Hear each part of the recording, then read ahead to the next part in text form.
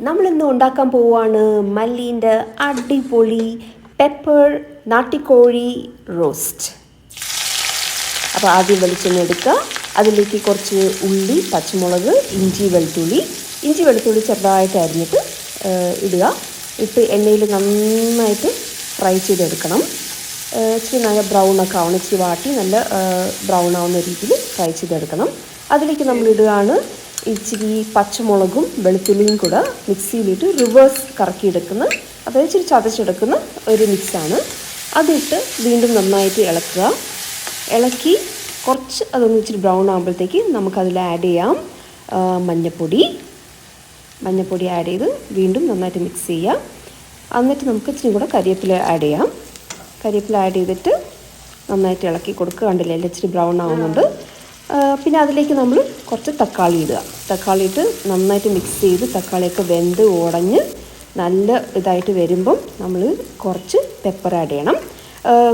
നമ്മൾ നാട്ടിക്കോഴി കുക്കറിലിട്ട് വേവിക്കുമ്പോൾ കുറച്ച് പെപ്പർ ആഡ് ചെയ്യുന്നുണ്ട്, പക്ഷേ ഇവിടെ വീണ്ടും നമുക്ക് കുറച്ചും കൂടെ പെപ്പർ ഇടാം.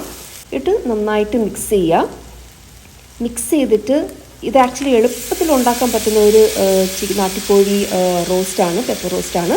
പെപ്പർ ഇട്ട് വാടി തന്നെ നമ്മൾ ചിക്കൻ ഇട്ട് പതുക്കെ ഇളക്കി കൊടുക്കണം. ഈ നാട്ടിക്കോഴി ഇച്ചിരി ടെൻഡർ ആയിരുന്നുകൊണ്ട് പെട്ടെന്ന് വെന്ത് ഉടഞ്ഞു. ഇതിന് നമ്മൾ ആക്ച്വലി 3-4 വിസിൽ വെച്ച് 1-2 വിസിൽ, ടെൻഡർ ആണെങ്കിൽ 1-2 വിസിൽ മതി. അത് കഴിഞ്ഞ് ലാസ്റ്റിൽ നമ്മൾ കുറച്ച് ഫ്രഷ് മല്ലിയില ഇട്ട് ഒന്നും കൂടെ മിക്സ് ചെയ്ത് ഇതാ ചിക്കൻ റെഡി. മല്ലി എനിക്കത് ടേസ്റ്റ് ചെയ്യാനായിട്ട് എടുത്തൊരു ബൗളിൽ വെച്ചിട്ടുണ്ട്. അപ്പം ഞാനത് ടേസ്റ്റ് ചെയ്യാൻ പോവുകയാണ്. കാണുമ്പോൾ തന്നെ വായ ഊറുന്നു. നമുക്ക് ടേസ്റ്റ് ചെയ്ത് നോക്കാം. ചിരിക്കുന്നുണ്ട്, നോക്കട്ടെ. കൊള്ളാം, അടിപൊളി, സൂപ്പർ.